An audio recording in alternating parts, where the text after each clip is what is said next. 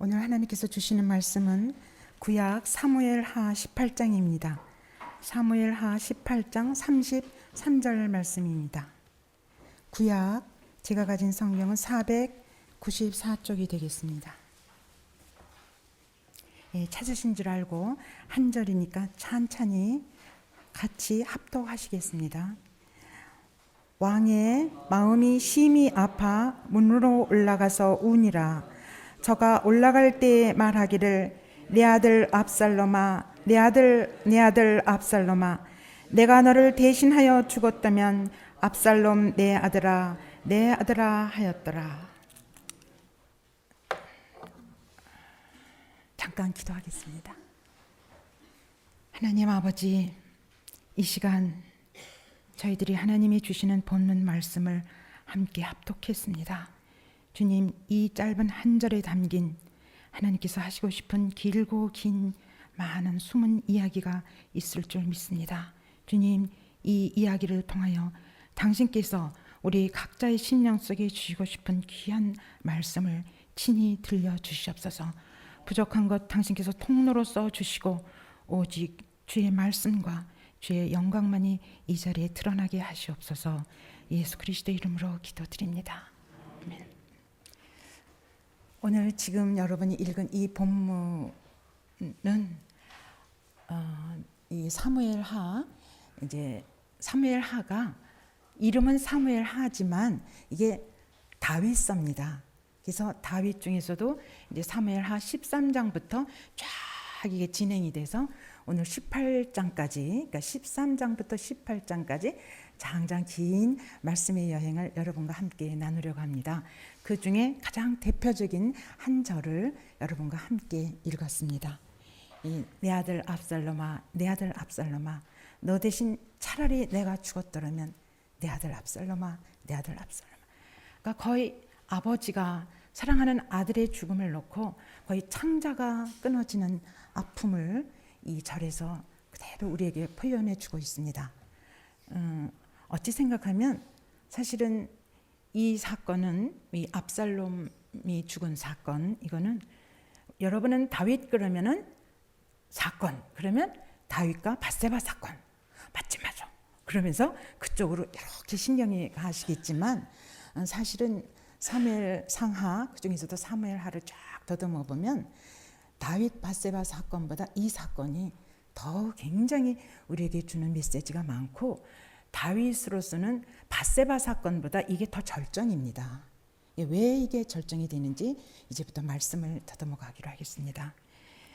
이 압살롬 이 사건은 어디서부터 시작되냐면 아까도 말씀드렸지만 사무엘하 13장이라고 그랬지 않았습니까? 여기에 누가 나오냐면 그 유명한 다말 있죠. 압살롬의 누이 동생. 근데 압살롬의 누이 동생 다말을 그 배다른 형, 큰 형 암논이 이 다말을 겁탈을 하잖아요.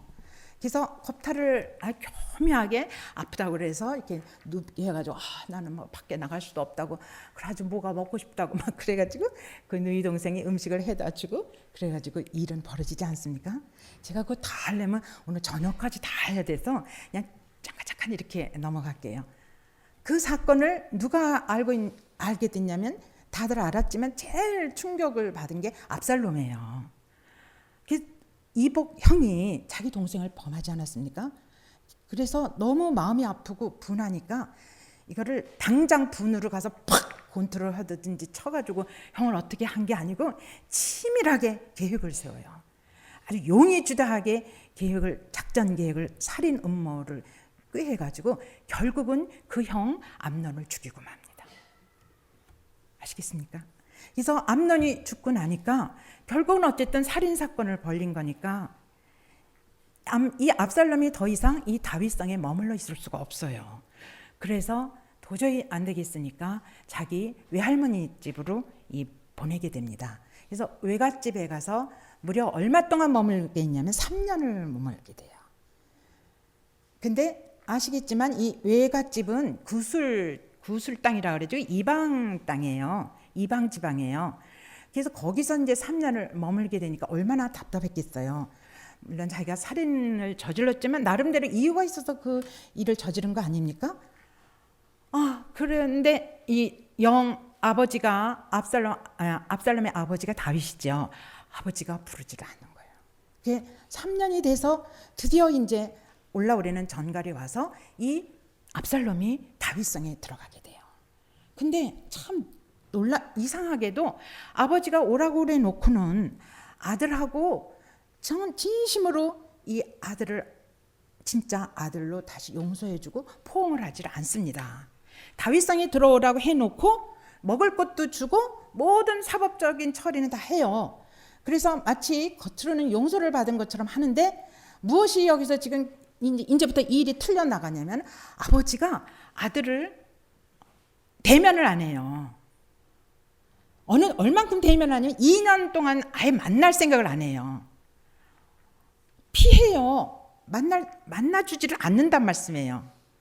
여러분, 이게 아버지와 아들 사이인데 비록 형을 죽여서 살인죄를 뒤집어 썼지만 그것도 3년이 지난 다음에 오라고 그래 놓고는 같이 밥상에 앉지도 않고 만나주지도 않고 쉽게 말해서 인격적인 대우를 안 해주는 거예요. 그러니까 처음에는 오래는 것만으로도 감지닥지해서 왔는데 점점 시간이 흘러갈수록 아버지가 아들 대우를 제대로 안 해주는 거예요. 그게 쌓이기 시작한단 말이에요.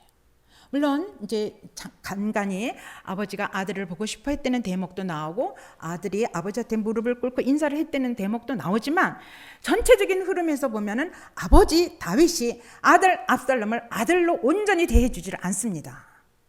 여러분, 이거 겪어보시죠.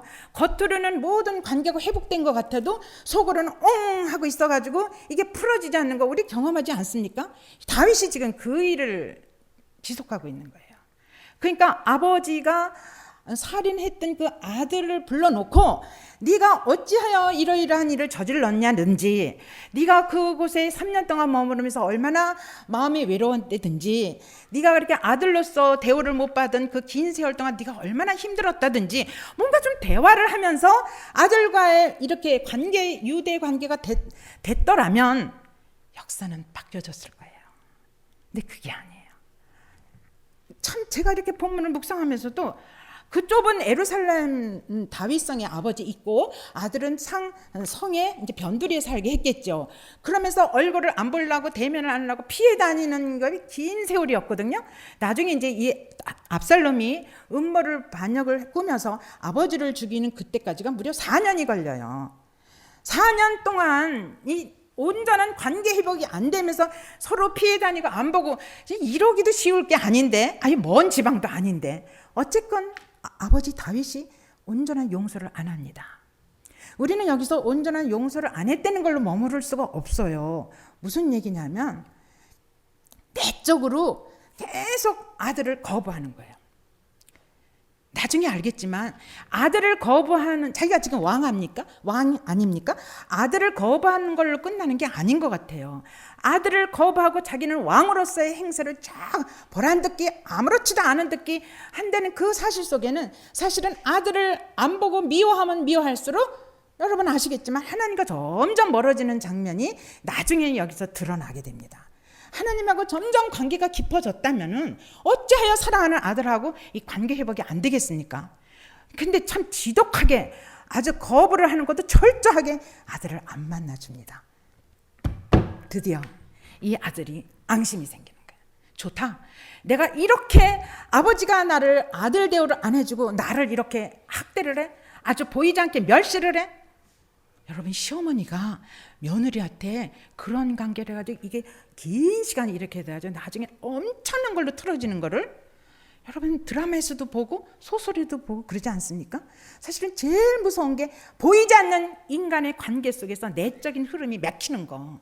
이건 사실은 자유 아니면 죽음을 달라 이런 것처럼 아버지가 나에게 사랑이 아니면 차라리 나를 죽이라. 왜 오라 그래 놓고 나를 사람 대우 안 해주느냐. 이게 요압을 시켜서도 그런 얘기를 해요. 요압을 오라 안 해도 안 와요.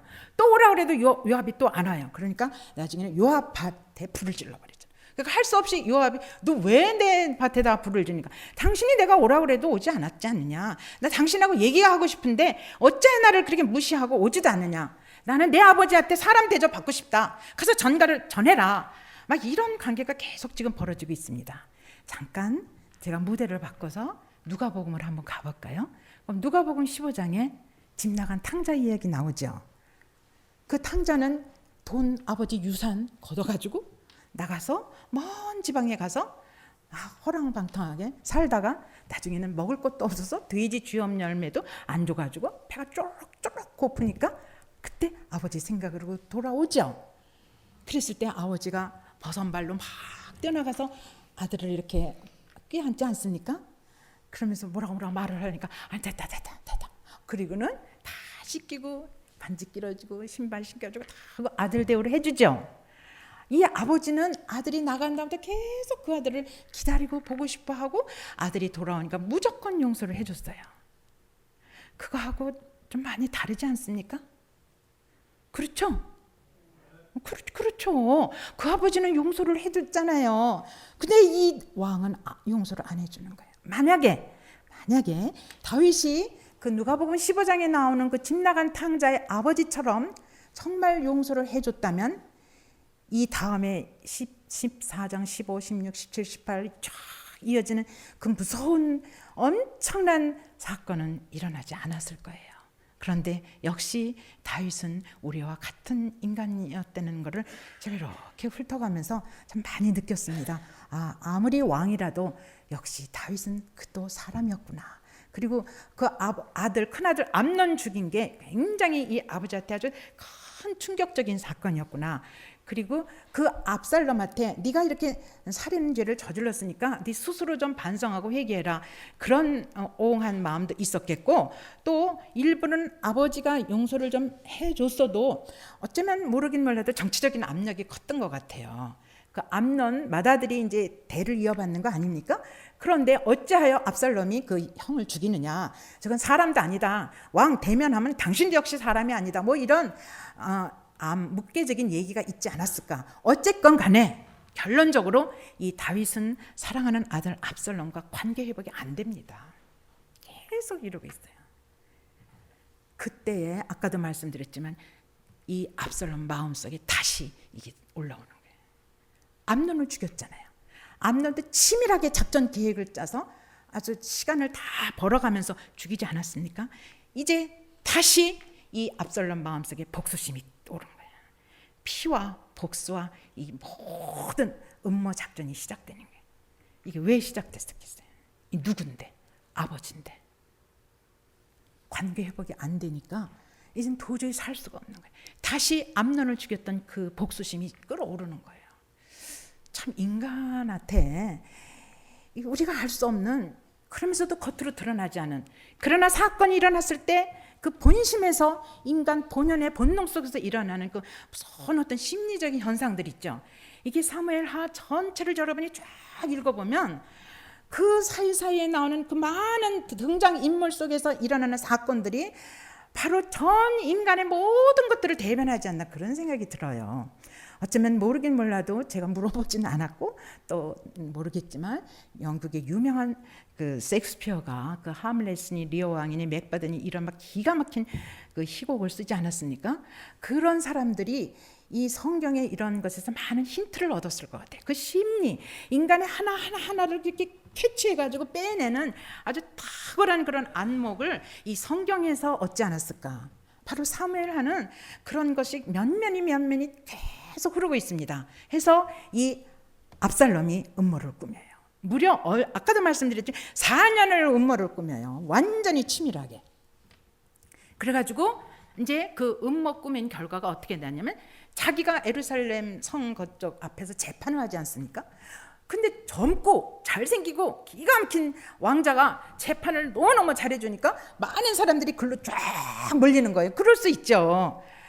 벌써 다윗은 꽤 늙어가지 않았습니까? 근데 막 떠오르는 별처럼 그리고 압살롬이 얼마나 잘생겼는지 아시지 않습니까? 머리가 막 윤기가 쫙 나가지고 1년에 한 번 자르면 그게 200세겔이나 되는 무게래요. 뭐 머리만 잘생긴 게 아니고 쉽게 말해서 오늘날 치면 아주 짱이지 짱. 킹커 막 하여튼 아버지가 제일 사랑했고 압살롬 그러면 막 너무너무 막 쫙 잘생긴 인물을 여러분이 머릿속에서 그려보면 이게 얼마나 지금 아이러니한 이렇게 현상인가, 그거를 여러분이 더 실감나게 이렇게 짐작을 하실 것입니다. 그래서 재판을 너무너무 잘하고 그러면서 이렇게 작전을 잘 써가지고, 그러니까 모르긴 몰라도 이 좋은 머리로 그 음모를 꾸미는데 조금도 허튼 그 구멍이 안 나게 치밀하게 짰단 말이에요. 그래서 많은 사람들이 압살롬 편이 되는 거예요. 그래가지고 결국은 다윗성을 차지하지 않습니까? 그리고는 이제 거기에 왕이 되기로 이렇게 모든 작전이 짜지니까 할 수 없이 이 아버지는 막 쫓겨갈 수밖에요.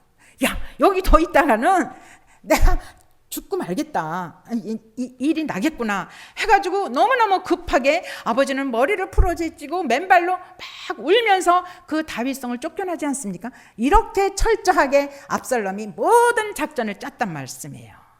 이 압살롬은 그렇게 해서 결국은 아버지 다윗을 제해버리고 구테타를 일으키고 자기가 왕이 되기로 결심을 한 거예요. 그래서 이제 이 다윗은 쫓겨갑니다. 머리를 풀어제치고, 그 상상을 해봐요. 노인 할아버지 왕이 남도 아니고 아들한테 이 구테타를 당해가지고 여러분 쫓겨간다는 게 세상에 그게 얼마나 치명적입니까? 감이 가죠? 딴 사람이라면 또 오늘날도 뭐 여기서 불뚝 일어나고 저기서 불뚝 일어나고 구테타 일어나지 않습니까? 힘으로. 근데 지금 여기는 딴 게 아니고 왕자 사랑하는 아들 압살롬이 이 일을 했다는 사실이 굉장히 성경에서는 강조되는 거죠. 왜 그런지 아십니까? 이건 상상할 수 있는 일이 아니잖아요. 어떻게 아들이 아버지를 그렇게 합니까? 그런데 이 일이 벌어졌단 말씀이에요. 그래서 이 다윗이 지금 막 쫓겨가는 판이에요. 그런데 쫓겨갈 때에 어떤 현상이 일어나냐면 아시죠? 시므이가 나타나가지고 늙은이 왕 잘 쫓겨간다, 꼴 좋다, 너는 살인마야 살인마. 왜 그런지 아십니까? 우리아를 죽였잖아요. 그 앞에서 성경 보면 너는 살인마고 너는 형편없는 왕이야. 어찌 무능하면 그래 아들한테 쫓겨가냐? 이 살인마 늙은이 왕 살인마 막 이러면서 돌팔매질을 하는 문제가 아니고 언어로 굉장한 학대를 하는 거예요. 굉장히 저주를 해요. 그 본문 읽어보세요. 시므이가 하는 그 말이 의미가 있다니까. 그런데 놀랍게 이 다윗이 시므이의 그 말을 듣고 아비새라는 부하가 왕이시여 저놈을 죽일까요? 저 말도 안 되는 소리를 하네. 저놈을 죽입시다. 제가 가서 죽일 테니까 명령만 하시오. 그랬더니 다윗이 아니 죽이지 마. 저의 하는 말은 하나님이 내게 하는 말씀으로 내가 받고 있어. 절대로 죽일 생각하지 마. 뭐 좀 느껴지는 거 없어요? 전 느껴지던데. 그 생각 막 시므이가 막 저주를 할 때 생각을 해봐요. 그렇게 다윗하고 아들 압살롬하고 이렇게 앙숙관계로 있던 아버지가 어떻게 그 벼잘것없는 시므이가 돌팔매질을 하면서 자기가 쫓겨간다고, 아직 왕위가 탈락된 것도 아닌데 좀 그것도 따라오면서 돌팔매질을 해가면서 그 다윗 왕한테 저주의 말을 퍼버요. 그러니까 당연히 아비새의 부하가 그렇게 못하고 자기가 못하게 하고 죽이겠다고 그러는데 이 다윗이 아니오시다요. 어떻게 이렇게 바뀌어요? 여러분, 이 시므이가 다윗을 저주하고 이 아버지가 왕궁을 쫓겨나서 지금 머리를 풀고 맨발로 거기를 가는 과정은 예수 그리스도께서 골고다 언덕에 십자가를 지고 가면서 그 많은 바리새인이나 사두개인이나 대제사장 그들이 퍼붓는 그 저주의 말, 그 비난의 말, 그거와 여러분 무대를 같이 한번 이렇게 놓고 보세요. 시므이한테 받는 저주, 쫓겨가면서 머리를 풀고 내려가는 그 저주의 길, 그것은 단순한 저주의 길이 아닙니다. 겉으로 보기에는 무서운 저주의 길이지만 다윗에서는 다시 한번 은혜를 회복하는 축복의 길이에요. 만약에 다윗이 이런 기가 막힌 경우를 당하지 않았다면 모르긴 몰라도 여전히 다윗은 왕으로서 어쩌면 그 많은 하나님께 받았던 은혜를 점점 놓치면서 그가 자신도 모르는 신적인 존재로 스스로 생각하면서 점점 더 올라갔을 거예요. 왜 그런지 아십니까? 밧세바 사건이 바로 이미 그거를 예고해 주고 있어요. 왜냐하면 밧세바 사건에서 그 여인을, 목욕하는 여인을 보고 데려오라 그러는 거는 왕으로서는 있을 수가 있어요. 왕인데요. 근데 데려오라 해서 데려와가지고 말하자면 동침을 하고 그리고는 그대로 보내지 않습니까? 신하를 불러서 밧세바를 보내라. 그래가지고 밧세바가 왔어요. 그리고 동침을 하고 보내요. 보내고 오고 또 우리아를 보내고 이 모든 것들은 이미 다윗 속에는 점점 하나님이 사라져가고 있는 거예요. 다윗 스스로가 하나님을 멀리하고 자기가 신적인 존재를 커가고 있다는 증거거든요. 그래서 그 우리아를 죽이는 그 자리까지 가는 거예요. 우리아를 죽이고 나서 나단 선지자가 지적하기 전까지는 이 다윗은 밧세바 사건을 죄로 여기질 않았다는 말씀이에요. 나단 선지자의 말을 듣는 그 순간에 내가 기가 막힌 죄를 졌구나. 그 죄라는 게 단순히 간음죄야 살인죄 이게 아니고요. 내가 왕의 자리로 점점 높아지면서 내가 하나님을 점점 잃어가고 있었구나. 그게 죄란 말이에요. 하나님이 들어올 그 자리에 점점 다윗 스스로의 왕적인 자기 존재가 커갖고 있었다는 이게 죄란 말이에요. 그건 다윗뿐이겠습니까? 우리는 안 그렇습니까? 그것을 회복시킨 게 다윗 밧세바 사건이에요. 그런데 이제 하나님이 다시금 다윗을 사랑해서 이 심의 사건까지 지금 몰고 가는 거예요.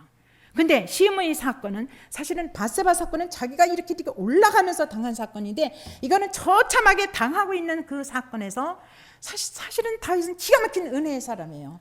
하나님이 은혜를 줘서 자기가 얼마나 은혜 받은 존재로 이 자리에 와 있는데 내가 내 아들 압살롬을 정말 사람 대접을 안 해줬구나. 그 결과가 내가 이런 대우를 받는 거구나. 이 대우는 나로 인해서 원인이 생긴 거구나. 내가 아들 대우를 안 해주고 계속 긴 시간 동안 저주와 그 올가짐과 풀지 못하는 그 섭섭함과 괘씸함과 이런 것들이 나에게 똘똘 뭉쳐서 내가 그것을 자꾸 키워가는 사이에 내 안에 계신 내 은혜 받은 나의 하나님은 점점 멀어져 가고 있었구나. 그거를 머리를 풀고 맨발로 쫓겨가면서 다윗성을 떠나면서 내려가면서 다윗이 느낀 거 아닙니까? 그렇지 않고 어떻게 심의를 용서해 줍니까? 그게 단순히 사람 말로 생각하면 분이 터져가지고 내가 이 꼴로 내려가는데 너까지 나를 우습게 보냐? 야, 나 아직 왕이야. 너 내가 말 한마디면 너는 그대로 죽고 말어. 근데 아니잖아요. 완전히 이 심의 사건 속에서 다윗이 얼마나 하나님께 가까워졌다는 것을 우리에게 지금 보여주고 있죠. 또 하나 이 다윗이 은혜의 자리로 지금 오고 있습니다. 어떤 은혜의 자리냐면 하나님이 다윗한테 기도를 회복시켜 주세요. 우리는 기도해야지 이러면서 깊이 기도도 들어갈 수가 있지만 어찌 생각하면 기도도 은혜의 자리에서 얻게 되는 것 같아요. 왜 그런지 아십니까? 아히도벨 있죠. 아히도벨이 다윗의 기가 막힌 충신이에요. 그래서 그는 아주 모략가고 뛰어난 전술가고 이 통치력이 기가 막혀요. 그래서 아히도벨을 충신으로 왼팔 오른팔로 사용하고 있었어요. 그래서 자기가 깊이 기도하기에 힘이 들면 아히도벨에게 너 좀 기도해봐. 그러면 아히도벨이 기도하면 그대로 기도받은 응답 그거를 다윗이 사용했다니까요. 얼마나 영적으로도 동지고 부하 이상으로 완전히 신복이었어요. 아히도벨이 아주 머리도 비상하고. 그래서 왜 후세와 아히도벨의 계략이 있지 않습니까? 아히도벨 죽입시다 그랬는데 후세는 아니요 기가 막히게 이렇게 마음을 이렇게 가지고 그건 좀 딴 얘기인데 어쨌건 그런 아히도벨이 어떻게 된지 아십니까? 다윗이 다윗성을 쫓겨갈 그날 밤에 압살롬이 반란을 일으킨 그날 밤에 압살롬 편이 돼요. 배반을 해요.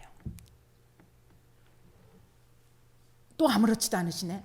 나는 딴 건 내가 용서해도 너무너무 믿었는데, 너무너무 신복으로 생각했는데 그가 하루아침에 뒤집어지고 반역을 하면 여러분 어떨 것 같아요?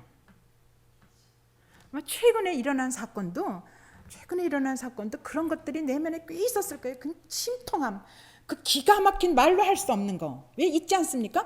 죽음을 같이 하는 동지, 구태타도 같이 일으킨 동지, 뭐 그런 사람들이 만에 하나 뒤집어지면 그거는 당해보지 않으면 상상을 할 수 없다고 그럽니다. 그거는 내 목숨을 뺏어가는 것보다 더해야 되는 거예요.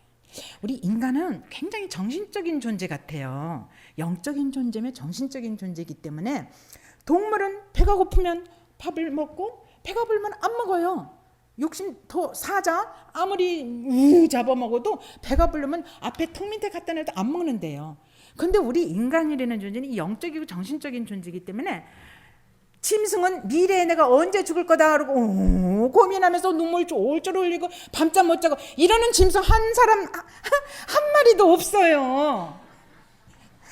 그런데 우리 인간은 아니지 않습니까? 인간은 미래를 예측하고 미래를 생각하면서 고민하는 존재가 인간이에요. 참 인간은 그래서 어찌 보면 하나님하고 닮은 존재지도 모르죠. 그래서 이렇게 압살롬이 아히도벨이 반역을 했다는 소리를 듣고 이 다윗이 너무너무 가슴이 아팠어요. 그리고 나서 이 다윗이 하나님께 기도를 한다. 드디어 기도를 회복해요. 무슨 기도를 하냐면 하나님 아히도벨이 저를 반역을 했습니다. 저를 배반을 했습니다. 주여 아히도벨의 계략이 성취되지 않게 하옵소서. 주님 아히도벨의 계략이 당신 뜻이라면 이루어지지 않게 하옵소서. 분명히 아히도벨은 하나님 뜻에 반대 계획을 세우고 있을 텐데 그의 기도가 이루어지지 않게 하옵소서. 기도를 회복해요.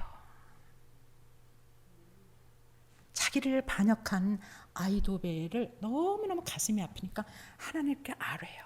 주여 저 아히도벨의 계략이 이루어지지 않게 하옵소서. 여러분 너무너무 고통스럽고 힘들 때 너 죽고 나 죽고 보자 그러고 막 이를 북북 갈 수도 있지만 적어도 믿음이 성숙된 여러분들은 우리 기도합시다. 하나님 나 진짜 지금 창자가 끊어지게 너무너무 분하고 너무너무 억울하고 아픈데 주여 당신 뜻이라면 그가 하나님 뜻에 어그러지면 부디 그 계획이 이루어지지 않게 하옵소서. 그때 하나님 그 기도 들어주십니다. 그래서 하나님이 그러시지 않았습니까? 원수 갚는 일은 너의 몫이 아니다. 아무리 억울하고 아무리 죽을 지경이 이르러도 너는 그를 내게 고자질은 할 망정 그에게 네가 직접 원수 갚지 마라. 고자질한다는 게 뭐예요? 기도 아닙니까? 다윗도요 하나님께 많이 고자질해요. 시편 보면 원수를 죽이옵소서 원수를 멸망하옵소서 막 또 그러다가 또 나중에는 하나님 찬양합니다. 하나님 영광 받아옵소서. 이 성경에 이 시편은 어떤 특징이 있냐면은 다른 것들은 다 계시의 말씀으로 하나님 쪽에서 우리에게 와요. 그래서 우리는 그 말씀을 받아서 하나님이 어떤 분이신가를 알고 깨닫고 하나님을 만나요. 그런데 시편은 150편가량 중에 151편까지 있지 않습니까? 거기서 73편 반 이상이 다윗이에요. 어떻게 생각하면 시편은 다윗이라 해도 과언이 아니에요.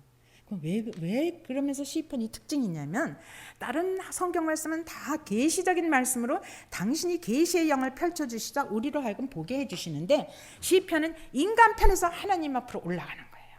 하나님 그렇지 않습니까? 입장을 바꿔놓고 생각해 보세요. 그렇지 않습니까? 막 억울해서 막 울부짖는 얘기 그래서 치면은 막 얘기를 해요. 막 숨차요. 막 그러다가 또 기도를 하는 중에 아니야. 그래도 나는 하나님께 은혜 받은 존재야. 하나님이 그래도 날 사랑하시는데 내가 이러면 안 되지? 그런 얘기는 없지만 그게 다시 찬양으로 바뀌어요.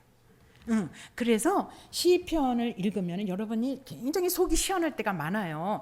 그냥 나를 대변해서 말짱 하나님께 다 올려 바치는 거니까. 그게 시편 기사의 특징이에요.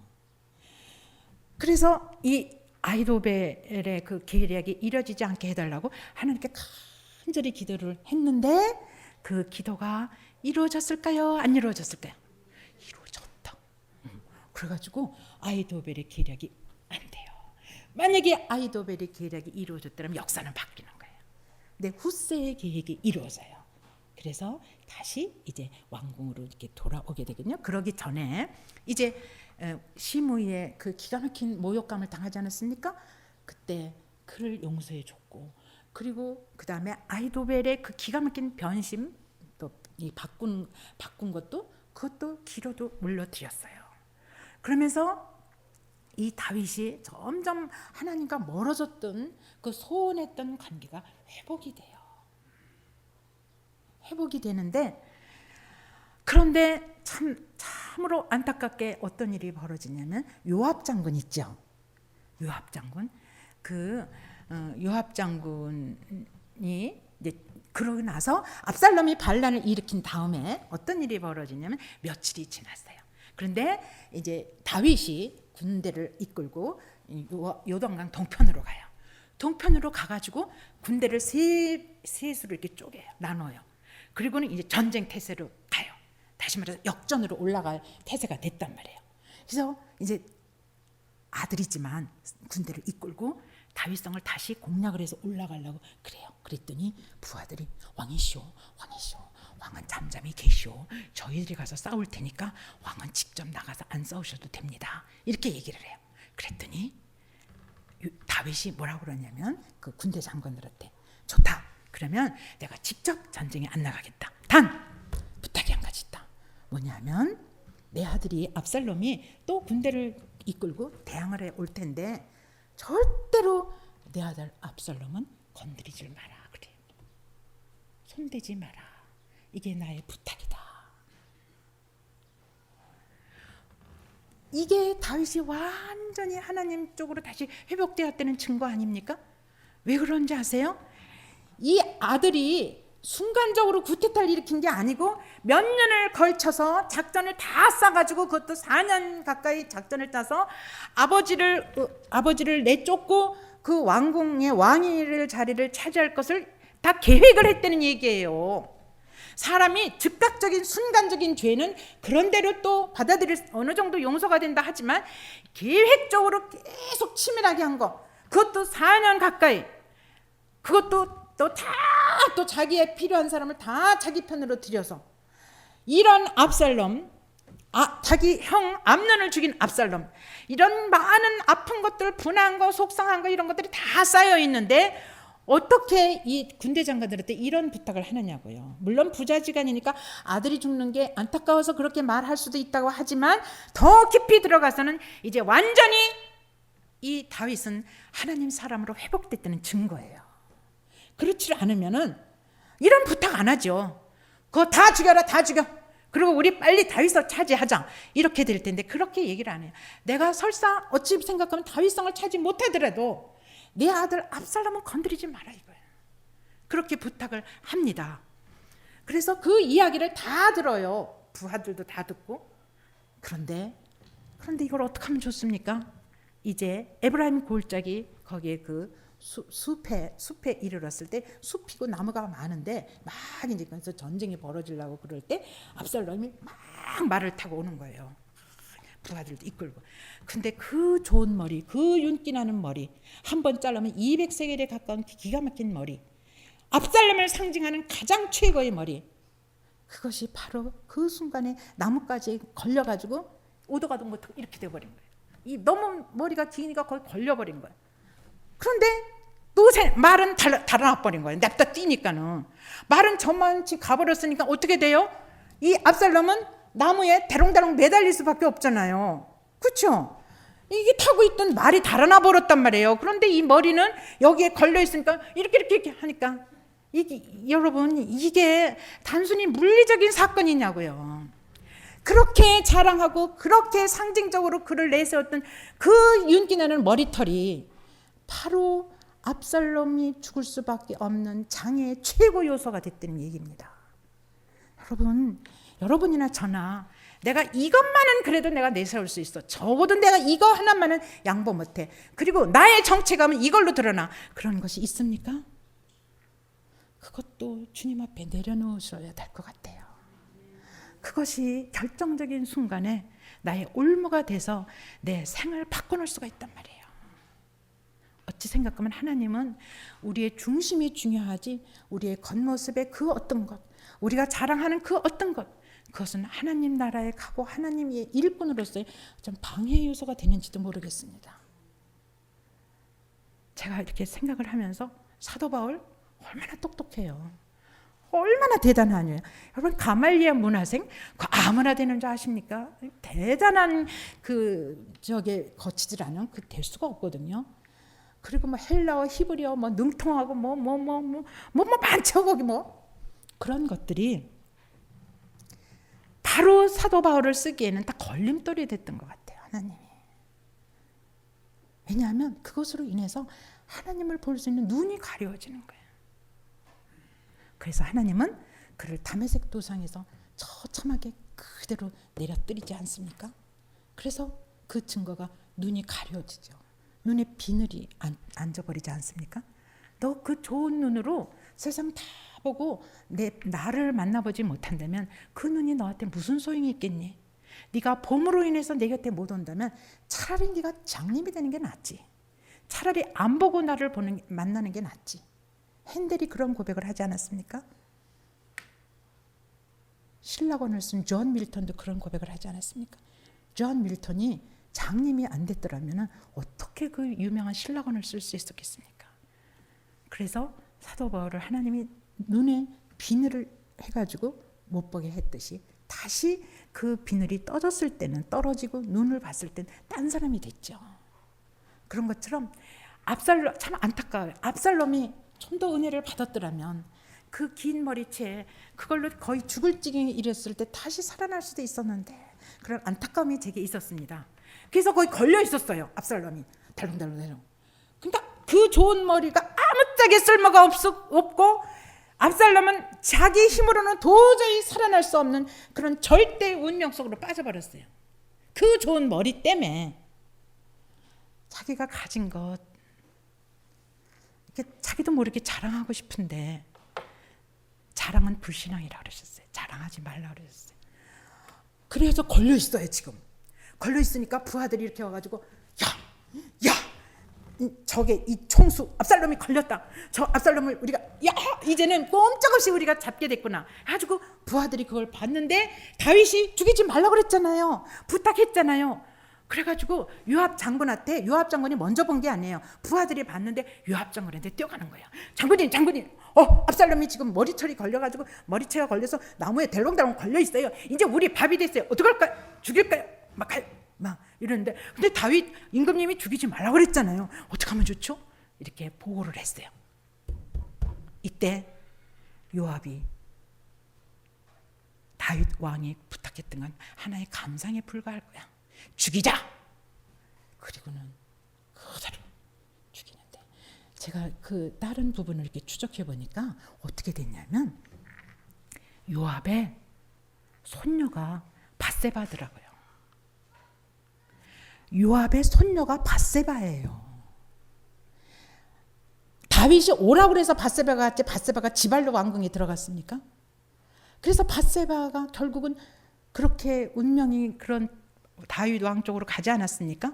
그런데 할아버지 되는 요압이 이게 여기 있었을까요? 없었을까요? 있죠. 그러나 왕이니까 말을 안 했겠죠. 참 하나님은 굉장히 치밀하신 분 같아요. 하나님은 우리의 역사의 시선은 짧지만 하나님의 역사의 시선은 긴 것뿐이지 우리 하나님이 기억 못하시는 일이 없고 우리 하나님이 잊어버리는 일이 없고 우리 하나님이 못 보시는 일이 없고 우리 하나님이 듣지 못하는 일이 없는 것 같아요.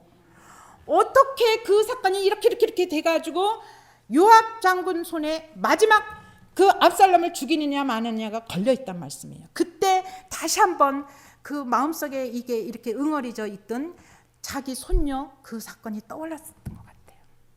다윗 왕 이야기를 기억에서 지워버리잖아. 하나의 감상에 불과한 부탁이었을 거다. 그리고는 다른 신하들과 그대로 난도질을 해서 압살롬을 죽입니다.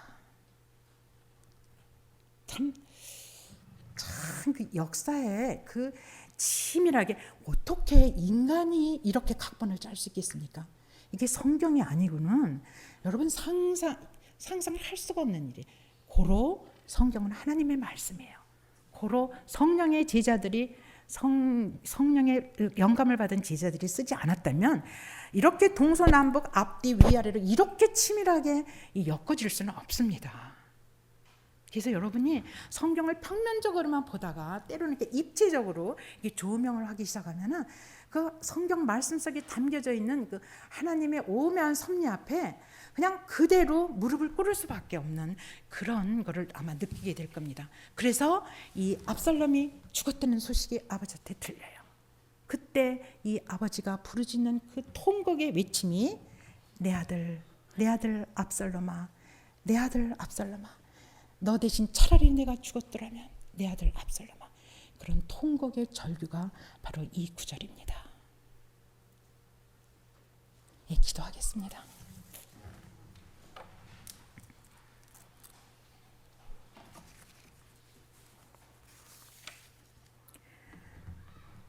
거기 너 있었는가? 십자가 그늘 밑에 거기 너 있었는가? 주님의 용서하신 품속에 거기 너 있었는가? 주님의 자비로운 보살핌 속에. 하나님 아버지, 우리는 왜 처절한 고난의 터널을 거치지 않으면 자신을 볼 수 없을까요? 우리는 왜 끊임없이 하나님을 향하여 가면서도 여전히 세상의 유혹에 넘어지고 마는 것일까요? 하나님 아버지, 때늦은 용서가 가져오는 절망의 벽 앞에서 통곡하는 한 인간을 보고 있습니다. 다윗, 그는 성경 속에서 움직이는 인물이 아니라 바로 저를 향한 성령의 소리 없는 지적임을 이 자리에서 깨닫습니다. 내가 받은 엄청난 사랑의 무게를 조금이라도 달아볼 줄 알았다면 이 어리석은 저를 당신 앞에 내려놓습니다. 더 늦기 전에, 해가 지기 전에 서둘러 주님이 바라시는 용서의 문턱 앞에 서야 될 것 같습니다. 주여, 저를 긍휼히 여겨 주시옵소서. 용서에 인색한 이 못난 것을 듣지 못했느냐, 보지 못했느냐, 내 피로 적신 용서의 흔적을 사랑하는 딸아, 사랑하는 아들아, 나와 함께 가자. 너의 어두운 굳은 마음을 내 숨결로, 내 호흡으로 녹여주리라. 내 피 묻은 손으로 너를 덮어주리라. 내가 바라는 바로 그 용서의 강을 향하여 함께 가보자꾸나. 이 모든 말씀 예수 그리스도의 이름으로 기도드리옵나이다. 아멘. 찬송가 330장 같이 부르시겠습니다.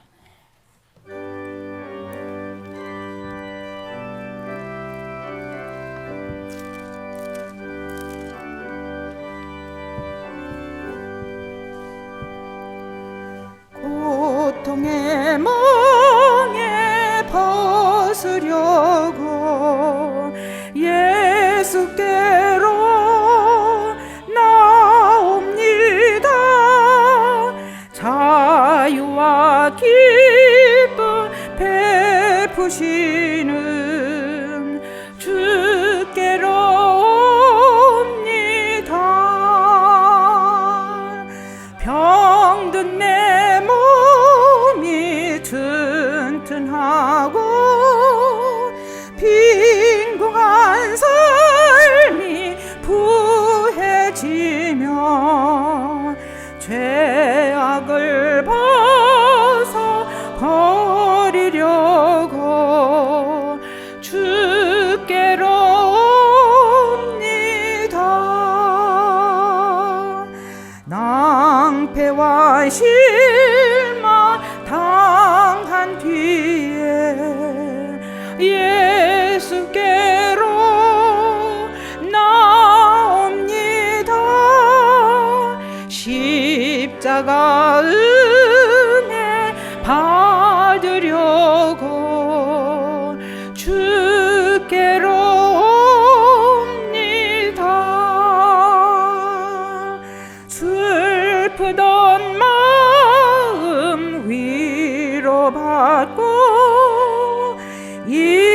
희생의 풍파 잔잔하며 영광의 찬송 부르려고 주께로 옵니다. 교만한 마음을 내버리고 예수께로 나옵니다. 복되신 말씀 따르려고 주께로 옵니다. 실망한 이 몸 힘을 얻고 예수의 크신 사랑 받아 하늘의 기쁨 맛보려고 주께로 옵니다. 죽음의 길을 벗어나서 예수께로 나옵니다. 영원한 집을 바라보고 주께로 옵니다. 멸망의 포구 헤어나와 평화의 나라 다다라서 영광의 주를 배우려고 주께로 옵니다. 네, 강철 목사님 나오셔서 축도해 주시겠습니다. 지금은 우리 주 예수 그리스도의 은혜와 하나님 아버지의 극진하신 사랑과 성령님의 교통하시고 감동 감화하심이 다윗의 인생을 살펴보면서 좀 더 사랑하고 좀 더 용서하고 좀 더 감사하는 삶을 살기로 마음속에 다짐하며 주의 뜻과 주의 은혜만을 기억하며 살아가기로 결단하고 결심하는 의정부동북교회 하나님의 사람들 머리머리 위에와 우리 김선희 목사님 위에 학업 위에 이제부터 영원토록 함께하옵시기를 간절히 축원하옵나이다. 아멘.